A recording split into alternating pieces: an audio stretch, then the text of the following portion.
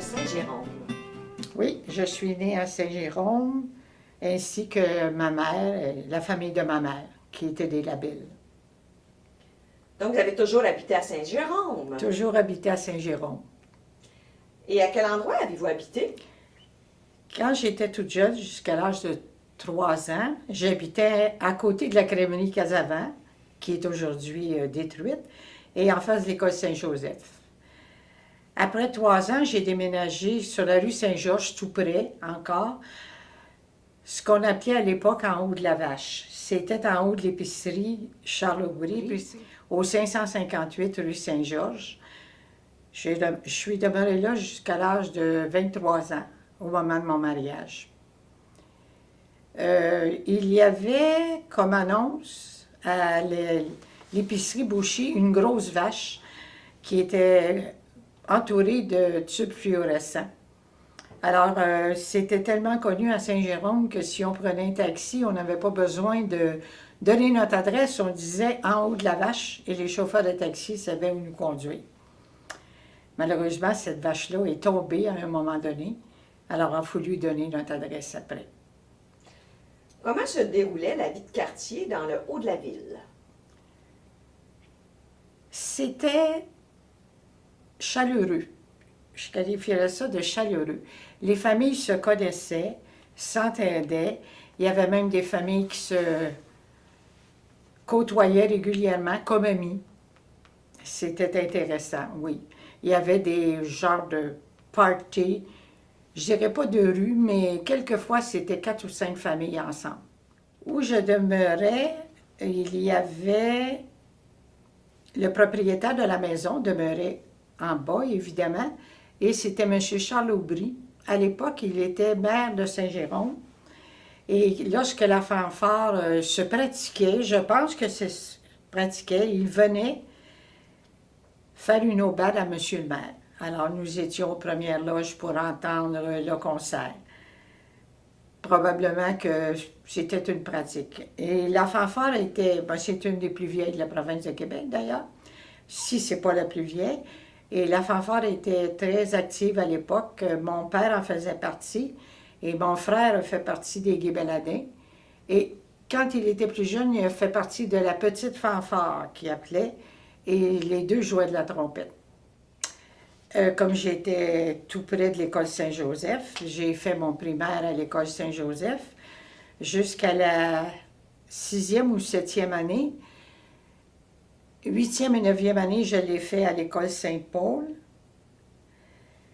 qui était dans le nord de la ville, qui faisait une très bonne marche, mais je venais dîner à la maison quand même.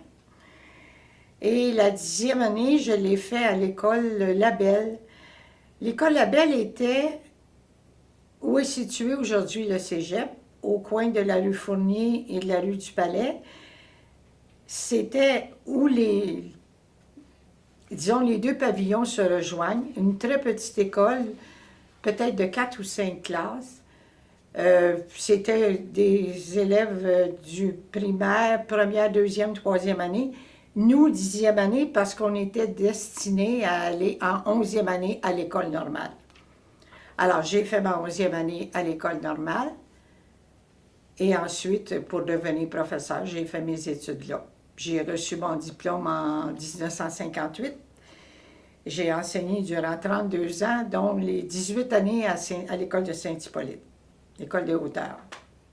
Qu'est-ce que ça consistait? Les croisés, si je me souviens bien, c'était un mouvement religieux, évidemment, et on avait comme tâche ou comme mission de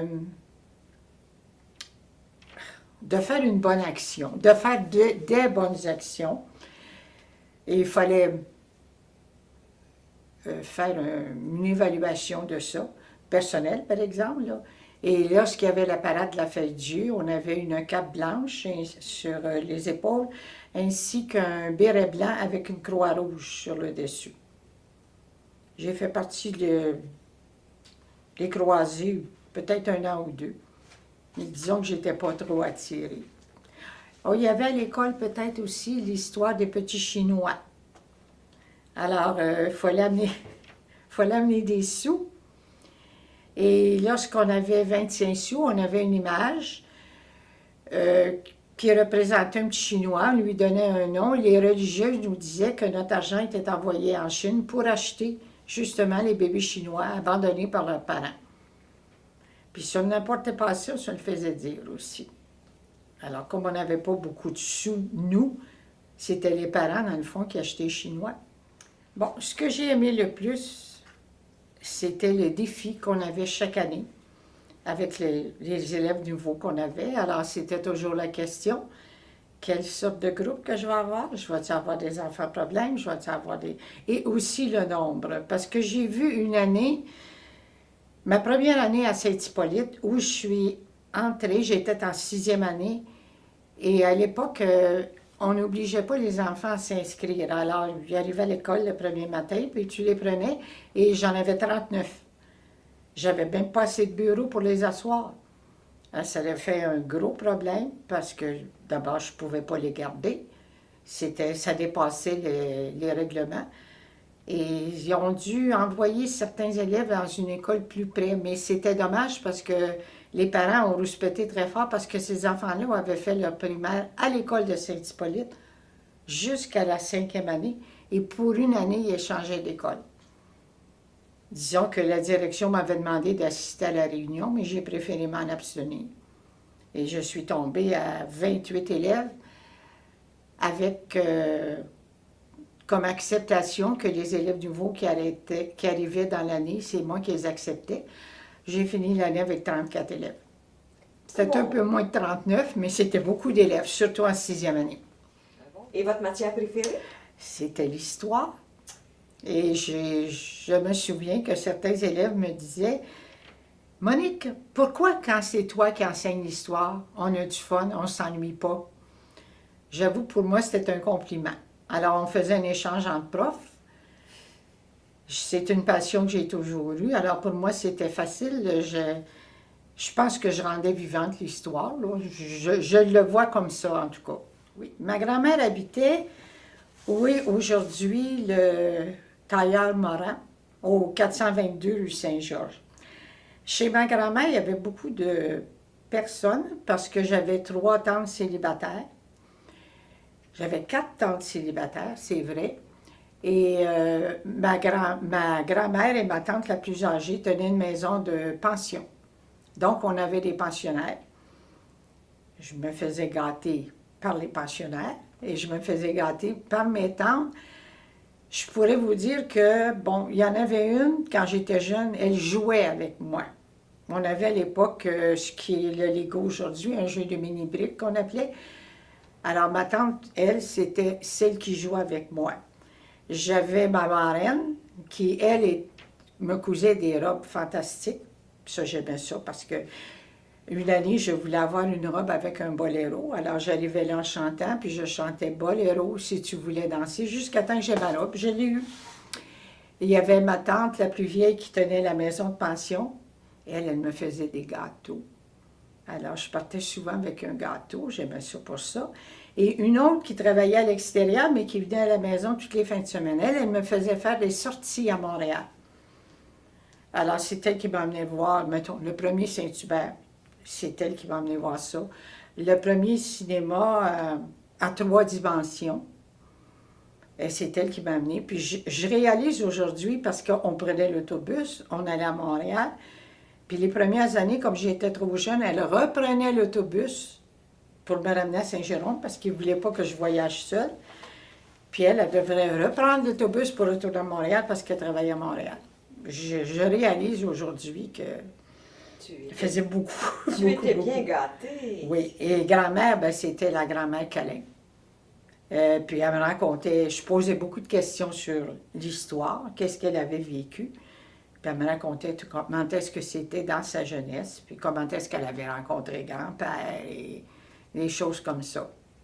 Mon grand-père, je ne l'ai presque pas connu, j'avais 10-12 ans quand il est décédé. Ça fait que je me souviens que c'était un monsieur qui avait beaucoup de cheveux avec une belle moustache blanche. Mais je ne peux pas raconter rien face à lui. Ma grand-mère s'appelait Joséphine. Mon grand-père Joseph, c'est très, très spécial.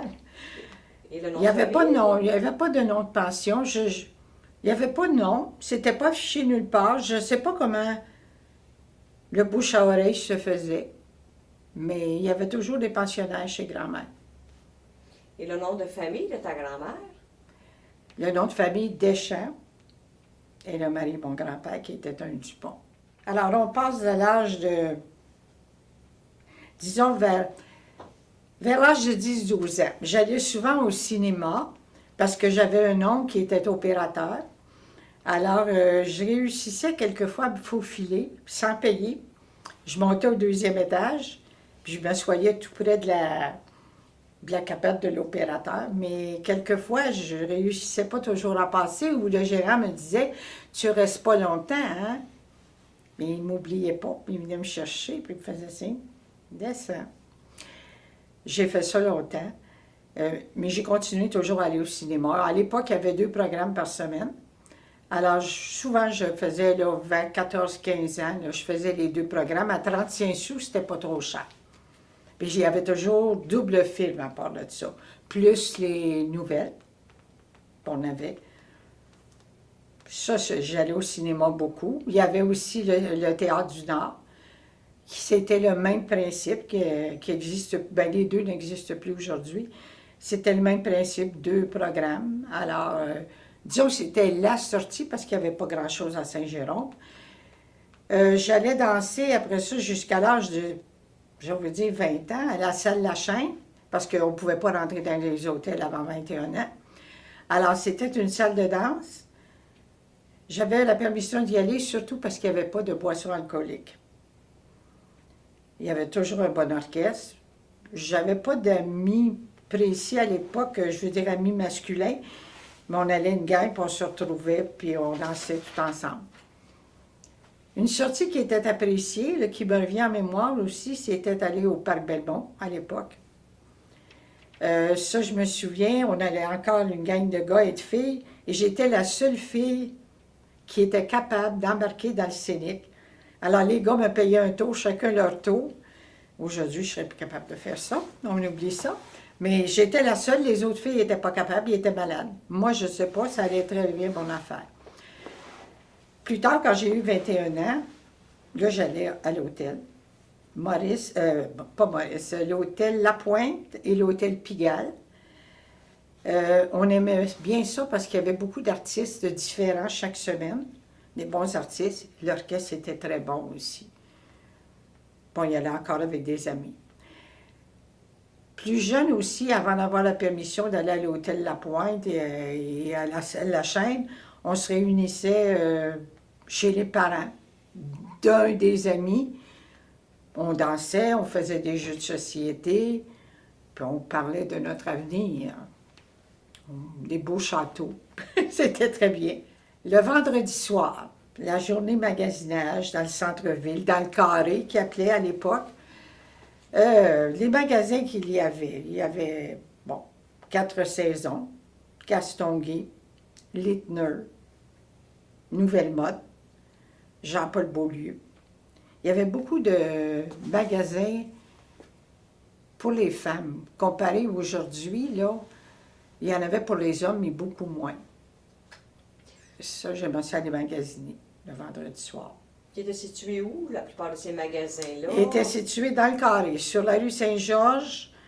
Castonguay, c'était sur la rue Labelle.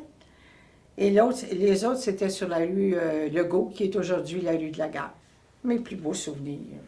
Pour moi, c'est la Saint-Jean-Baptiste. Les chars allégoriques, c'était tellement... C'était beau. Et il y avait les chars de clairon, trompettes, les fanfares. Ça, puis comme on était situé sur la rue Saint-Georges, j'étais certain que la parade passait toujours chez nous. On avait un très grand balcon, alors on avait beaucoup d'invités sur le balcon. C'était très populaire. Les concerts qu'il y avait à la Saint-Jean-Baptiste, justement, la même journée, le soir, au Parc de la Durantaye. La majorité du temps, c'était la fanfare de Saint-Jérôme, mais comme mon père jouait dans la fanfare de Saint-Jérôme, ben, j'y allais, puis il y avait un feu d'artifice aussi à la fin de la soirée. Toujours au Parc de la Durantaye? Toujours au Parc de la Durantaye. Bon. Alors, il y avait d'abord en 1951, la même année, l'arrivée du premier évêque de Saint-Jérôme, Monseigneur Frenette. Alors, la population avait été invitée à l'accueillir. Alors, de chaque côté de l'entrée principale de la cathédrale, les gens étaient massés. Et j'étais accompagnée de mon frère. Ma mère, sa passion, c'était que mon frère soit béni pour en faire un prêtre. Elle était certaine que si le premier évêque le bénissait, il ferait un prêtre. Il a été béni, mais c'est pas un prêtre. Donc, ça a été... C'était important. C'est le faste qu'il y avait aussi, qui était intéressant à voir. Et le deuxième événement pour moi, c'est en novembre. C'est la visite de la reine Élisabeth. La mini-visite, un arrêt de très court. Elle allait dans les Laurentides, je ne sais pas si c'est pour se reposer, puis elle est arrêtée à Saint-Jérôme. On avait déroulé le tapis rouge. Il y avait une estrade dans le parc Labelle. Et là encore, j'étais aux premières loges. J'ai fait ma place et moi, ce qui m'a impressionné le plus, d'abord, je la trouvais très belle. Elle avait un manteau de fourrure. D'après moi, c'était du vison. J'ai été éblouie parce que j'avais vu la reine d'Angleterre. Fait que pour moi, c'était bien important. Ton oncle, qui était projecteur, Oui, c'est au Théâtre Rex. oui, OK. oui. Est-ce D'ailleurs, il est mentionné dans un article qu'on a à Société d'Histoire. Son nom est mentionné. Comment s'appelait-il? Jules de Retier, Est-ce qu'on disait Théâtre Rex ou Cinéma Rex? Théâtre Rex. Théâtre Rex. Oui, parce que ça avait déjà été un théâtre dans les années, je pense, 1910-1920. Et ça veut dire, Monique, qu'à ce moment-là, toi, c'était vraiment seulement que des films qui étaient projetés. Il n'y avait Oui. plus de pièces de théâtre, Non, il n'y avait plus... non, j'ai jamais vu de pièce de spectacle. théâtre, mais je sais que c'était un théâtre. Quels étaient vos films préférés? Vos acteurs préférés? Ah, moi, c'était Clark Gable et Rock Hudson, évidemment. Moi, je dirais le film qui m'a le plus frappé, c'est Autant n'emporte le vent. Je l'ai regardé au moins 3-4 fois, puis je ne me tanne pas.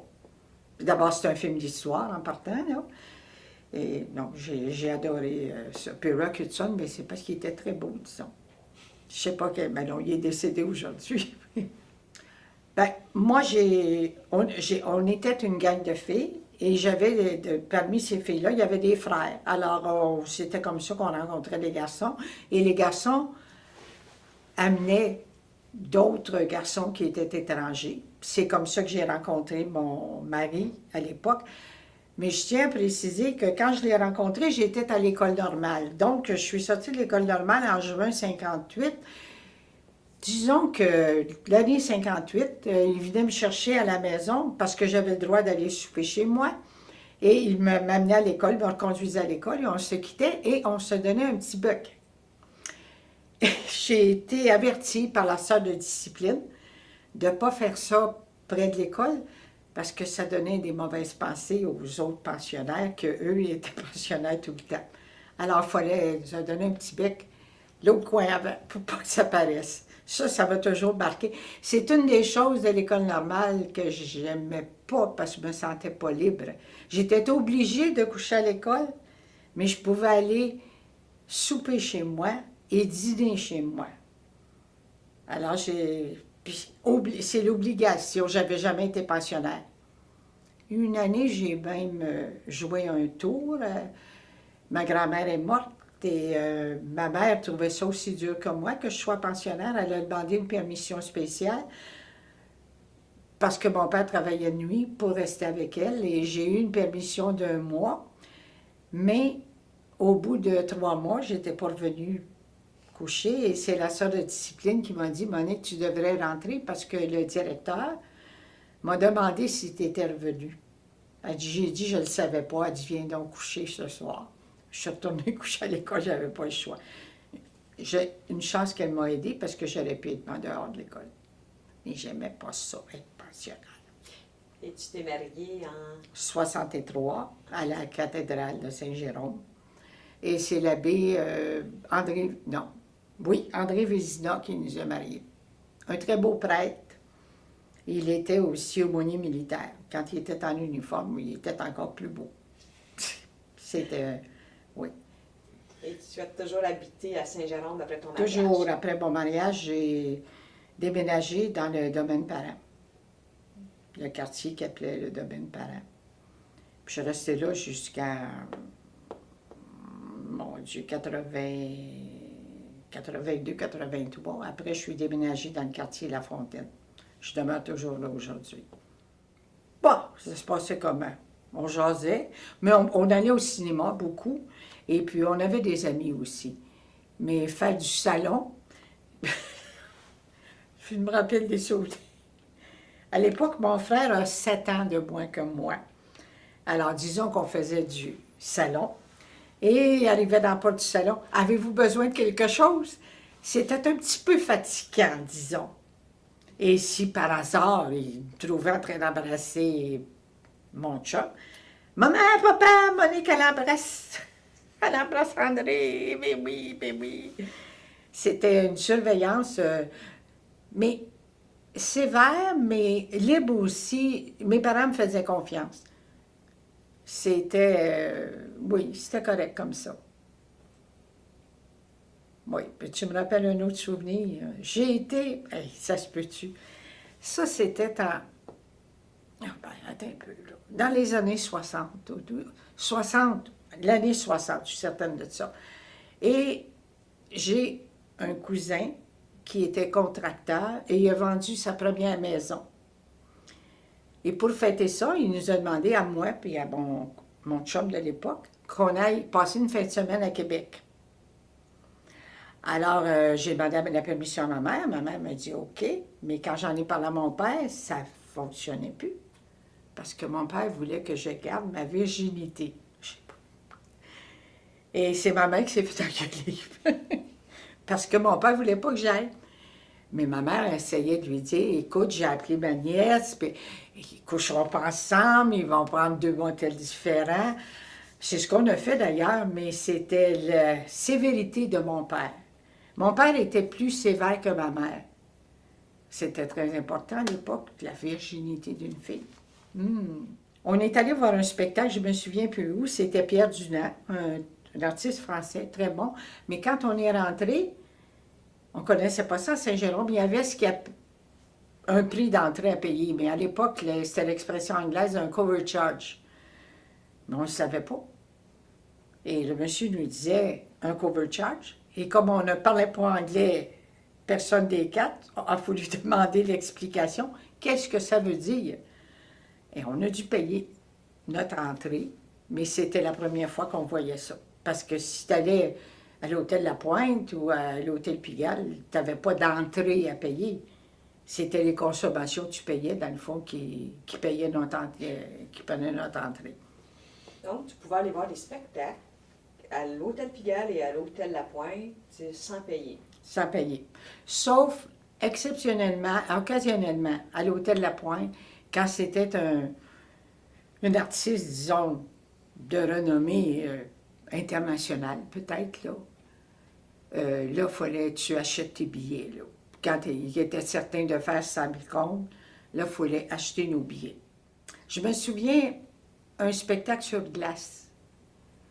Ça, on avait dû acheter nos billets. C'était probablement juste le fait de faire la glace, c'était assez dispendieux. Ça, je me souviens de ça. Mais les autres, comme à l'époque, les filles ne payaient pas, alors je m'en souviens pas.